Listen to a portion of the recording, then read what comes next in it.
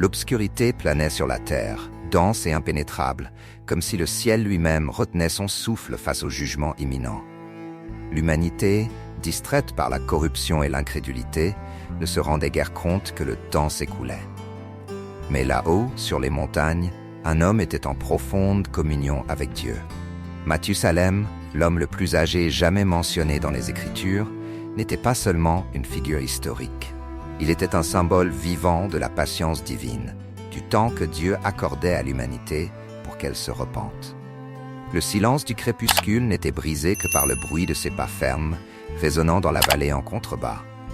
Au loin, l'immensité de la création reflétait la puissance de Dieu. Les montagnes imposantes, les rivières serpentant avec vie, tout avait été fait par lui, pour lui. Mais malgré toute cette majesté, l'humanité restait aveugle, submergée par sa propre corruption. Mathusalem savait que son temps touchait à sa fin. Il avait entendu de son père, Enoch, parler des jours à venir, des jours de ténèbres et de repentir. Son père, qui n'avait jamais connu la mort, avait été enlevé directement au ciel, et cette vérité battait dans le cœur de Mathusalem. Sa mort ne serait pas seulement la fin d'une vie extraordinairement longue, mais le début de quelque chose de terrible, le déluge. Pourquoi Dieu avait-il attendu jusqu'à maintenant? Pourquoi si longtemps? La réponse semblait cachée parmi les étoiles, mais Mathusalem savait que son propre nom était un présage. À sa mort viendra, ainsi avait-on prophétisé, et ainsi serait-il. Chaque année qui passait, Mathusalem portait en lui ce message silencieux, une prolongation de la miséricorde divine. Son corps vieillit, ses yeux fatigués, mais sa foi restait inébranlable. Il s'arrêta un instant, sentant le vent fort qui commençait à balayer la vallée. Les arbres s'agitaient comme s'ils avaient conscience de ce qui allait arriver. Là-bas, en bas, l'humanité continuait, insouciante et incrédule. La même humanité qui se moquait de Noé, le petit-fils de Mathusalem, alors qu'il construisait une arche, comme si les avertissements n'étaient que des contes vides. Le rire des sceptiques résonnait dans les plaines, mais pour ceux qui savaient, ce son était terriblement creux. Mathusalem ne pouvait pas changer le destin de la terre, mais il savait que Dieu avait un plan.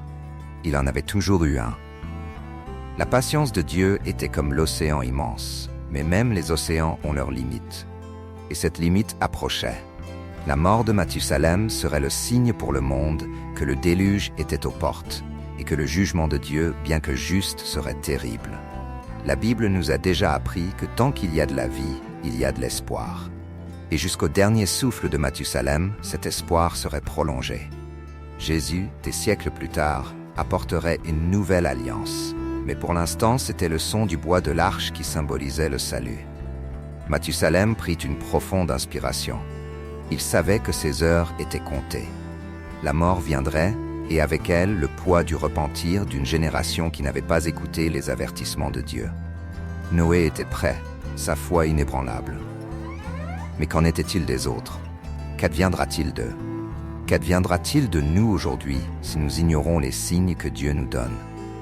Comme à cette époque, nous sommes confrontés quotidiennement à des choix qui impactent non seulement le présent, mais aussi l'éternité. Alors que le soleil se couchait derrière les montagnes, baignant la terre d'une lumière dorée, Mathusalem leva une fois de plus les yeux vers le ciel. Il savait que son temps avait servi un but plus grand. Dieu avait toujours eu un plan, mais maintenant, il était temps pour l'humanité de faire face à ses conséquences. Pourquoi Dieu l'avait-il attendu? Le temps du repentir avait été long et la miséricorde divine abondante. Mais le temps de la récolte approchait. Et toi, as-tu déjà pris le temps de réfléchir au temps que Dieu t'a accordé?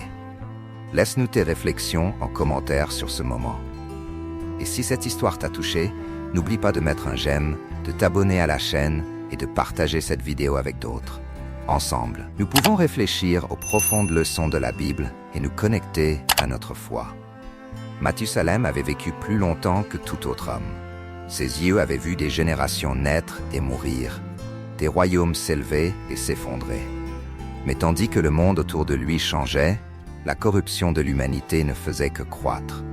Le scepticisme et les moqueries de ceux qui l'entouraient pesaient constamment sur son esprit.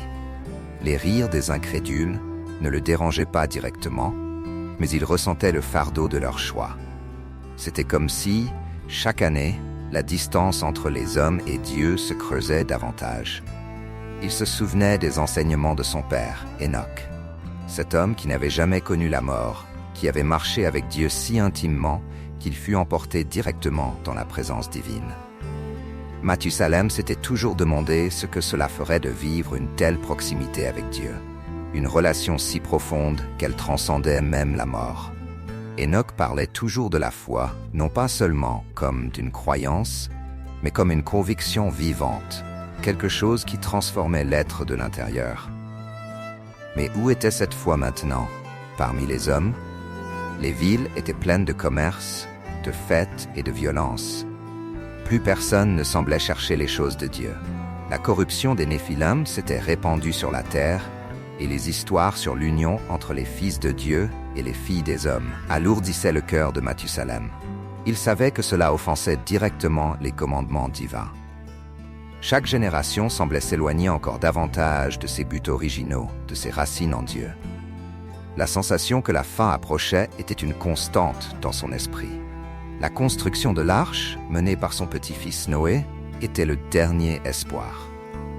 Cependant, il y avait des moments de doute. Même pour quelqu'un d'aussi proche des patriarches, il y avait un conflit intérieur, une lutte entre ce que ses yeux voyaient et ce que son âme croyait. Mathusalem connaissait bien les promesses de Dieu et avait vu l'action divine dans la vie de son père. Mais parfois, il se demandait pourquoi le jugement tardait autant. Il avait entendu de Dieu que sa propre mort serait un signe. Mais pourquoi Dieu le maintenait-il en vie? Pourquoi attendre si longtemps alors que la méchanceté se répandait sans frein? Lors des nuits solitaires, au bord de la rivière, Mathusalem méditait profondément sur le caractère de Dieu. Pourquoi tant de temps de miséricorde? Y avait-il un but caché dans les longues décennies qui s'écoulaient? Ses pensées le ramenaient à la création, au jardin où Adam et Ève avaient marché avec Dieu. L'humanité avait commencé avec une telle pureté, une telle simplicité. Et maintenant, tout semblait si éloigné de cette réalité. Dieu voyait-il encore un potentiel de repentance dans l'humanité? Mathusalem, avec sa longévité, serait-il un exemple de patience afin que davantage puissent être sauvés? Au fond de son cœur, il savait que la réponse résidait dans la miséricorde divine. Dieu avait toujours donné à l'humanité du temps pour se racheter, du temps pour que leur cœur endurci soit touché par la foi. Mais le temps s'écoulait. Le poids de cette connaissance apportait de la tristesse à son cœur. Il voyait dans les yeux des gens qu'il croisait le désintérêt pour les choses éternelles, comme si la vie sur cette terre était tout ce qui comptait. Les champs, les richesses, les possessions, rien de tout cela ne serait emporté lorsque le déluge arriverait. Mais qui, en dehors de sa propre famille, y croyait vraiment? La foi inébranlable et diligente de Noé était un phare d'espoir. Même lorsque les moqueurs se rassemblaient pour rire de la grande embarcation qu'ils construisaient sur une terre aride, Noé ne vacillait pas. Il connaissait la voix de Dieu, tout comme Mathusalem. Noé savait qu'au moment opportun, les eaux inonderaient la terre, et ceux qui se moquaient aujourd'hui seraient les mêmes qui imploreraient la miséricorde. Les réflexions de Mathusalem s'étendaient aussi à la génération suivante. Ses enfants, ses petits-enfants, tous connaissaient déjà les avertissements de Dieu. Ils savaient l'objectif de l'arche et ce qui allait arriver. Mais avaient-ils la même foi inébranlable que Noé? Étaient-ils vraiment prêts pour ce qui viendrait après sa mort? Mathusalem sentait le poids de la responsabilité. Sa longévité n'était pas seulement un miracle, c'était une mission. Il était là pour rappeler au monde que, aussi long que fût le délai du jugement, celui-ci arriverait. Plus tard, la Bible clarifierait que Dieu ne se hâte pas, mais qu'il agit au bon moment. Mathusalem réfléchissait également à l'amour de Dieu. La patience divine était un acte de grâce. Chaque année qui passait était un cadeau, une occasion de se repentir, une invitation au retour de la foi. Mais il savait que tout le monde ne le verrait pas ainsi. Beaucoup, aveuglés par la cupidité et l'orgueil, voyaient la longue vie comme une permission de continuer dans leur mauvaise voie. Ils s'éloignaient chaque jour un peu plus de Dieu, ignorant les avertissements, comme si le temps était infini. À mesure que le conflit intérieur de Mathusalem s'intensifiait, il se rappelait les paroles prophétiques de son père. marche avec Dieu, et tout te sera révélé en temps voulu. Ces paroles étaient un réconfort, une ancre pour son âme. Il ne pouvait voir l'avenir avec clarté, mais il savait que Dieu contrôlait tout. Ses réflexions le menaient à un endroit de paix, où, malgré le chaos qui l'entourait, il pouvait se reposer dans la promesse de Dieu. Le voyage de Mathusalem était un voyage de foi, une foi silencieuse mais puissante, qui entretenait l'espoir dans un monde au bord de la destruction. Il savait que son temps touchait à sa fin, mais jusqu'au dernier moment, il resterait fidèle. Son nom et sa vie ne seraient pas oubliés, car il portait le message que Dieu attend toujours, mais pas éternellement. Au fil des années et à mesure que l'arche avançait, Mathusalem se sentait de plus en plus isolé dans sa foi. La moquerie des hommes s'intensifiait. Ce qui n'était auparavant que de l'incrédulité devenait maintenant un mépris ouvert. Dans les marchés et les places, les murmures et les rires semblaient toujours l'accompagner, comme une ombre constante. Il entendait les gens dire « Regardez Mathusalem, le plus vieil homme du monde. Lui et son petit-fils croient qu'un déluge va tout engloutir. Ridicule. » Pourtant, sa détermination à croire aux promesses de Dieu ne faiblissait jamais. S'il y avait bien une chose qu'il avait apprise en près de 1000 ans de vie, c'était que le plan de Dieu n'échouait jamais, peu importe le temps que cela prenait pour se réaliser. Mais le conflit intérieur persistait. Malgré la force de sa foi, il y avait des moments où il se demandait pourquoi le Seigneur permettait autant de résistance à son plan. Pourquoi tant de personnes refusaient-elles de croire, même face à des signes évidents? Se pouvait-il que, au fond, l'humanité soit trop perdue pour être sauvée? Ces questions résonnaient dans son esprit dans les moments de plus grande solitude, lorsque l'immensité du ciel nocturne semblait refléter le silence divin. Il savait que Dieu ne restait pas silencieux, mais l'attente semblait se prolonger, et le doute, parfois, chuchotait dans son cœur. Une nuit froide, après une longue journée de réflexion, Mathusalem marcha jusqu'au champ où Noé travaillait. Là, la grande arche se dressait comme un monument imposant à l'horizon, un symbole d'espoir et de salut pour certains et de folie pour d'autres. Noé était là, comme toujours, coupant du bois, guidant ses fils dans les tâches de la construction, sans jamais montrer de découragement. Mathusalem observa avec admiration la dévotion de son petit-fils. Noé avait hérité de la force et de la foi de son père, Lamech, et de la détermination de son grand-père, Enoch. En s'approchant, il entendit des hommes au loin, ricanant et se moquant une fois de plus. Un groupe de jeunes pointait l'arche du doigt en éclatant de rire. Ils faisaient semblant d'imiter le bruit de la pluie, feignant de se noyer dans une provocation claire. Mais ce qui blessait le plus Mathusalem, ce n'était pas leur rire, mais le fait que beaucoup d'entre eux étaient des amis de sa jeunesse, des personnes avec qui il avait grandi, qui avaient entendu les mêmes histoires que lui, mais qui avaient choisi d'ignorer la vérité. Mathusalem s'approcha de Noé et posa la main sur l'épaule de son petit-fils. « Tu es fort, Noé. Le monde ne le voit pas, mais tu portes l'espoir de nous tous, dit-il d'une voix fatiguée, mais ferme. Noé s'arrêta un instant, essuya la sueur de son front et répondit avec un sourire serein. « C'est Dieu qui me donne cette force, grand-père. Je sais que ce que nous faisons semble fou pour beaucoup, mais ils verront. Quand les eaux monteront, ils verront. » Ces paroles touchèrent profondément Mathusalem. Il savait que Noé avait raison, mais il ne pouvait s'empêcher de ressentir une profonde tristesse pour ceux qui continuaient à rester aveugles face à la vérité. Noé avait une mission claire, construire l'arche et sauver sa famille. Mais pour Mathusalem, sa mission semblait différente. Il était le rappel vivant que Dieu donnait encore une chance, encore du temps, encore de la miséricorde. Sa propre existence, année après année, était un témoignage que le jugement était proche, mais que le repentir était encore possible. Dans les jours qui suivirent, Mathusalem s'isola encore plus dans ses réflexions. Il passait des heures en prière, cherchant à comprendre le dessein divin au milieu de tant de chaos et d'incrédulité. Une nuit, alors qu'il méditait, il se souvint d'un épisode de sa jeunesse, lorsque son père, Enoch, marchait encore sur terre. Il avait un peu plus de 100 ans, jeune pour les standards de sa famille, lorsqu'il entendit pour la première fois les histoires sur l'intimité d'Enoch avec Dieu. Enoch était connu pour sa foi inébranlable. une foi si profonde qu'on aurait dit qu'il vivait dans deux mondes à la fois, le monde physique et le monde spirituel. Il marchait avec Dieu d'une manière que personne d'autre ne comprenait, et Mathusalem, en tant que fils, avait grandi avec cet exemple. Il y avait une paix chez Enoch, une confiance absolue dans les plans divins que Mathusalem avait toujours tenté d'imiter.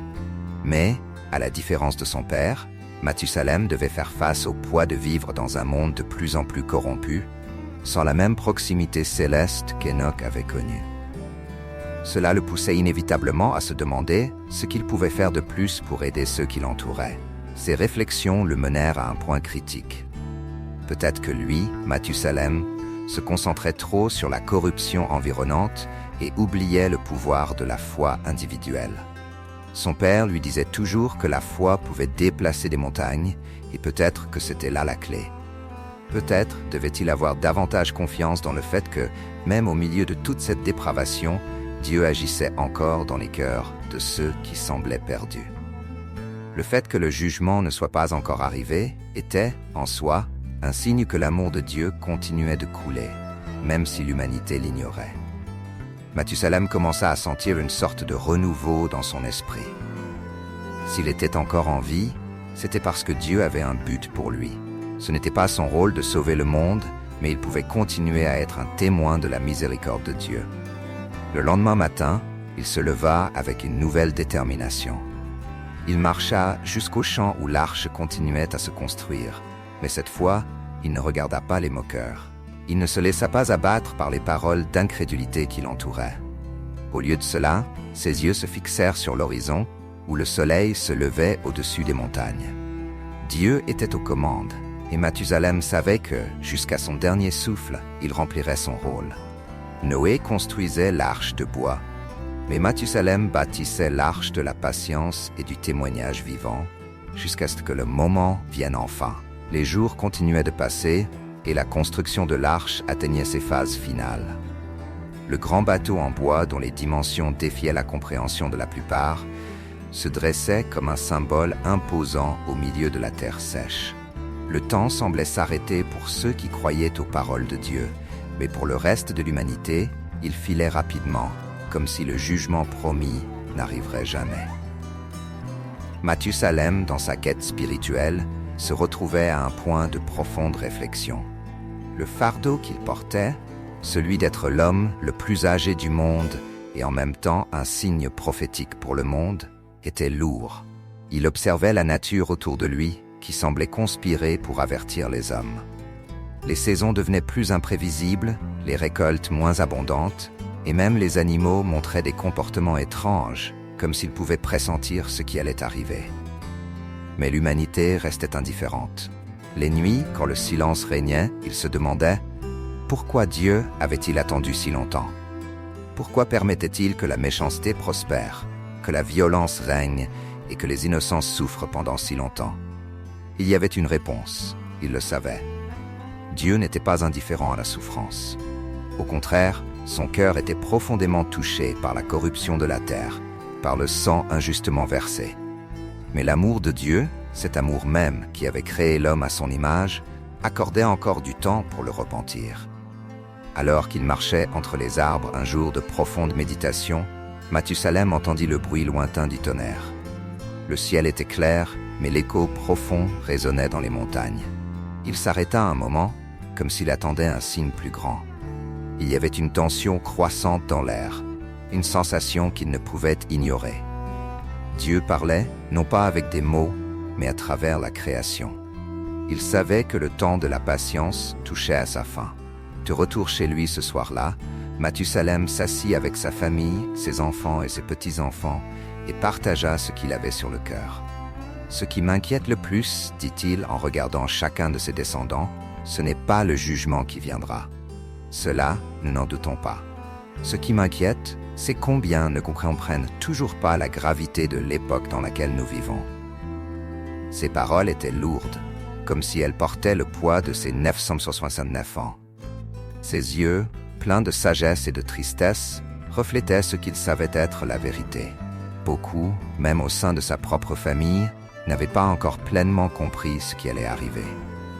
Les plus jeunes le regardaient avec respect, mais ils pouvaient voir dans leurs yeux que la compréhension complète leur échappait. Et comment pourrait-il en être autrement? Ils n'avaient jamais vu quelque chose comme le déluge. Ils n'avaient jamais connu un monde au-delà de celui qui existait. Pour eux, la vie continuait, jour après jour, comme elle l'avait toujours fait. Même la construction de l'arche, aussi imposante soit-elle, semblait parfois un rituel lointain. Quelque chose qu'ils faisaient par obéissance, mais sans vraiment comprendre le poids prophétique derrière tout cela. Cependant, Noé restait ferme. Il était le roc de la famille, le leader spirituel qui maintenait la foi vivante. Mathusalem admirait la force de son petit-fils, mais il savait, comme tout être humain, Noé traversait aussi des moments de doute. Un après-midi, alors que l'arche était dans ses dernières étapes, Mathusalem trouva Noé seul, assis sous un grand arbre, regardant le ciel. Il y avait quelque chose dans sa posture qui semblait lourde, comme s'il portait sur ses épaules le destin du monde. « Es-tu inquiet, mon petit-fils » demanda Mathusalem en s'approchant lentement. Noé soupira, hochant la tête. « Ce n'est pas que je doute de Dieu, grand-père. Je sais qu'il accomplira sa parole. Ce qui me pèse, c'est de voir tant de gens autour de nous continuer comme si rien ne devait changer. Ils nous regardent, voient l'arche, entendent les avertissements, et pourtant, ils poursuivent leur vie comme toujours. » Mathusalem s'assit à côté de Noé et regarda l'horizon. Le soleil se couchait, teintant le ciel d'un rouge intense, presque comme un avertissement. « Te souviens-tu des paroles de ton arrière-grand-père, Enoch ?» demanda Mathusalem d'un ton doux et réfléchi. Noé acquiesça. Il disait que Dieu nous donne toujours des choix, que même dans les jours les plus sombres, il y a toujours un chemin vers la lumière si nous avons la foi. Exactement, dit Mathusalem, la foi.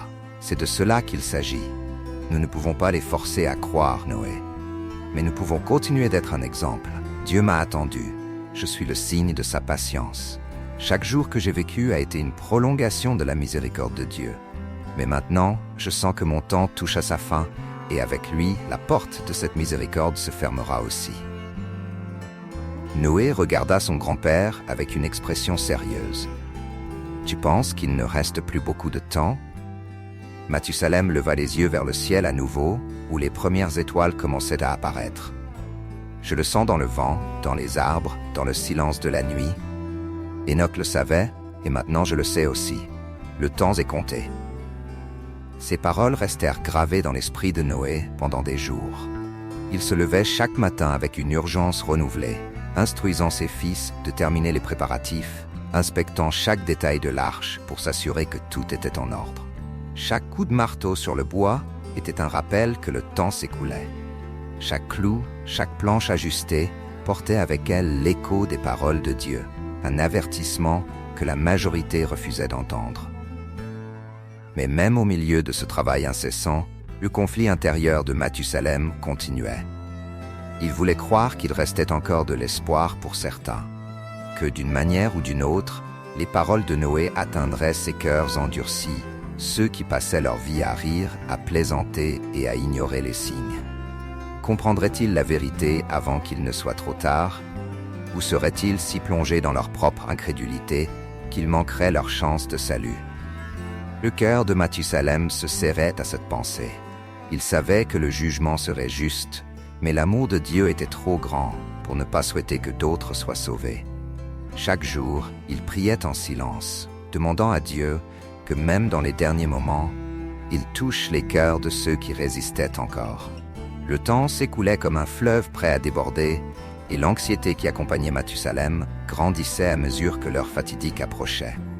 L'air devenait plus lourd, le vent plus tranchant, comme si même la nature était en alerte, attendant la rupture imminente entre la miséricorde et le jugement.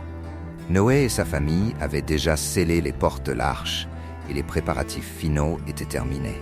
Il ne restait plus qu'à attendre. Pour Mathusalem, le poids de ce moment était incommensurable. Il savait que le monde tel qu'il le connaissait allait bientôt être transformé de manière irréversible. À chaque aube, il se levait plus faible, plus proche de son dernier souffle. Bien que sa vie fût longue et riche en expériences, son âme n'était pas fatiguée de vivre. Elle était fatiguée d'assister à l'éloignement continu de l'humanité envers Dieu. C'était cette douleur qui le consumait. Une tristesse silencieuse qui ne pouvait être soulagée. Un après-midi, il décida de marcher jusqu'à la grande embarcation pour la dernière fois. Noé et ses fils étaient déjà à l'intérieur, prêts à obéir à Dieu. L'immense bateau, couvert de goudron et de bois solides, ressemblait à un étrange monument de folie aux yeux de ceux qui riaient encore et se moquaient. Les foules s'amassaient autour de l'arche, la considérant comme un spectacle. Hommes et femmes regardaient Noé et sa famille avec un mélange de pitié et d'amusement, comme s'ils étaient les derniers acteurs d'une grande pièce de théâtre. Mathusalem observait la foule de loin, ses yeux fatigués mais emplis d'une profonde compréhension. Il sentait le temps s'échapper. Chaque battement de son cœur semblait plus lent, plus lourd. Il savait qu'il s'approchait du moment qui marquerait le début de la fin. Les paroles de son père, Enoch, résonnaient dans son esprit. L'enlèvement de Enoch avait été un miracle, un signe clair que l'intimité avec Dieu pouvait transcender même la mort. Mais pour Mathusalem, sa mission était de rester sur terre, d'être un témoin vivant de la patience divine. Il s'assit sur une pierre au bord du chemin, d'où il pouvait voir l'arche au loin. Son corps était épuisé, et ses poumons peinaient à se remplir d'air. Malgré l'épuisement physique, son esprit restait actif et son âme vigilante. En ce moment-là, il comprit pleinement pourquoi Dieu avait attendu si longtemps. Il avait été un symbole de miséricorde, une prolongation du temps pour que l'humanité puisse se repentir. Chaque jour de sa vie représentait une opportunité supplémentaire pour que les cœurs endurcis reviennent vers Dieu. Mais cette chance touchait à sa fin. Alors que le soleil commençait à se coucher, Mathusalem observait les animaux, deux par deux, gravir la rampe de l'arche. Le spectacle était à la fois magnifique et effrayant. Les signes étaient là, indéniables, mais peu les prenaient au sérieux. Le rire des gens autour contrastait avec la gravité du moment, comme s'ils ne pouvaient percevoir l'effondrement imminent qui les entourait. Pour eux, le déluge n'était qu'une légende lointaine, une histoire racontée par des hommes comme Noé et Mathusalem, des hommes dont la foi semblait déconnectée de la réalité. Mathusalem prit une profonde inspiration et ferma les yeux un instant, ressentant la présence de Dieu comme jamais auparavant. Il savait qu'il était à l'aube de sa dernière grande aventure. Dans le silence du crépuscule, il entendit une voix douce dans son esprit, une certitude sereine que sa mission était accomplie. Il n'avait plus besoin de lutter contre le doute ou la peur. Dieu avait toujours eu un plan, et il avait rempli le rôle qui lui était destiné. Le cœur apaisé, Mathusalem regarda une dernière fois la foule. Les voix riaient, insouciantes, mais il savait que bientôt, elles appelleraient à la miséricorde. Son regard se tourna vers le ciel, où les premiers nuages sombres commençaient à se former. Le vent s'intensifiait, et l'odeur de la terre humide annonçait la pluie à venir. Mathusalem se leva avec difficulté, mais son esprit était plus fort que jamais. Chaque pas qu'il faisait en direction de sa maison le rapprochait du moment où la prophétie se réaliserait. Il sentait la vie quitter son corps, mais son cœur restait serein. Dieu avait attendu pour lui, et maintenant, il savait pourquoi. Chaque année de sa longue vie avait été une démonstration de la foi de Dieu en l'humanité, une espérance que plus de personnes se tourneraient vers leur Créateur. Mais maintenant, le temps de la miséricorde touchait à sa fin, et le jugement était imminent. Lorsque Mathusalem arriva enfin chez lui, ses enfants et petits-enfants l'accueillirent en silence. Ils savaient qu'il allait partir. Ils s'assirent autour de lui, tandis que, allongé sur son lit simple, il regardait le plafond de bois, écoutant les premières gouttes de pluie commencer à tomber. Le bruit était doux, presque réconfortant, mais portait aussi le poids d'un changement irréversible. Dans le silence de ce moment, Mathusalem ferma les yeux pour la dernière fois, sachant que sa vie, longue et remplie de sens, touchait à sa fin. Il savait qu'avec sa mort, le déluge commencerait, et le monde serait transformé par l'eau, purifié par la justice de Dieu. La mort de Mathusalem marqua le début du grand jugement. Mais pour lui, ce fut le commencement d'une éternité en communion avec Dieu. Il partit avec la certitude d'avoir accompli son rôle et que la patience de Dieu avait été étendue jusqu'au dernier moment possible. Pourtant, beaucoup n'avaient pas écouté. Maintenant, Alors que les pluies tombaient et que l'arche était scellée, l'humanité allait affronter les conséquences de son choix.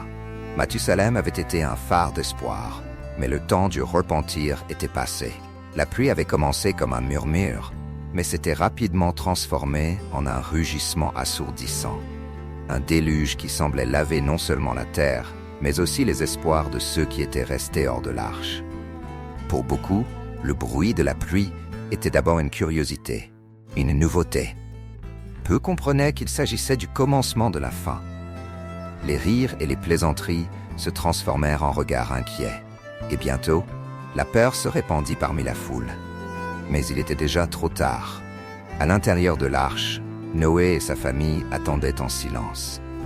L'atmosphère à l'intérieur de l'énorme embarcation était tendue, mais pleine de révérence.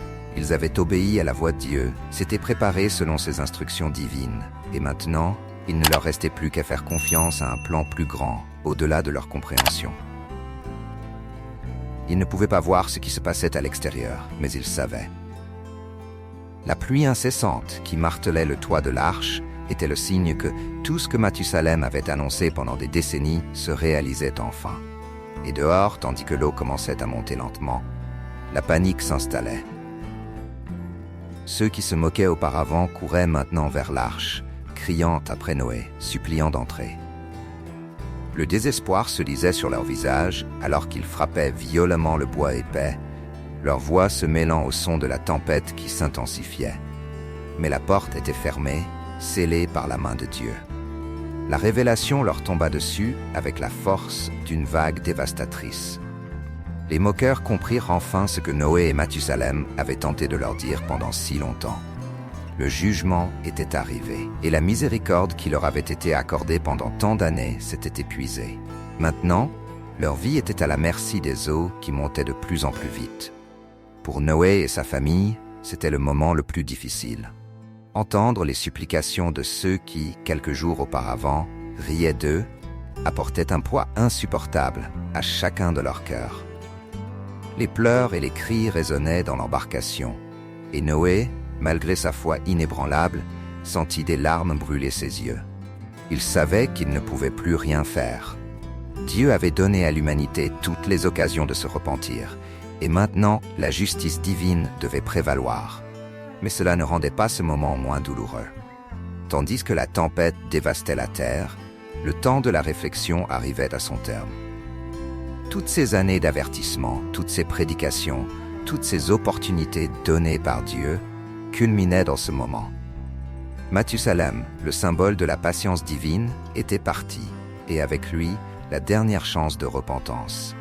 Ceux qui l'avaient vu comme un vieil homme superstitieux comprenaient maintenant qu'il était le signe vivant de la compassion de Dieu. Un rappel que, jusqu'au dernier instant, Dieu avait offert sa miséricorde. Mais ils n'avaient pas écouté. Ils avaient choisi d'ignorer.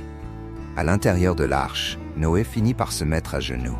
Le poids de la révélation et du jugement était trop lourd à porter seul. Il priait en silence, cherchant le réconfort de Dieu. Mais les mots ne venaient pas. Tout ce qu'il pouvait faire, c'était ressentir le poids de la douleur de ceux qui étaient restés dehors. L'eau montait, les voix s'affaiblissaient et la réalité de tout ce qui se passait devenait insupportable. Le sommet de la foi de Noé ne résidait pas dans l'acte de construire l'arche, mais dans sa capacité à endurer le moment où la justice de Dieu se manifestait.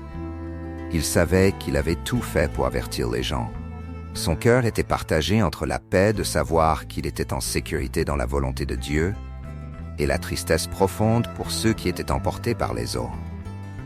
Le déluge n'était pas simplement une histoire de destruction, mais une preuve que Dieu tient toujours ses promesses, celles de salut autant que celles de jugement.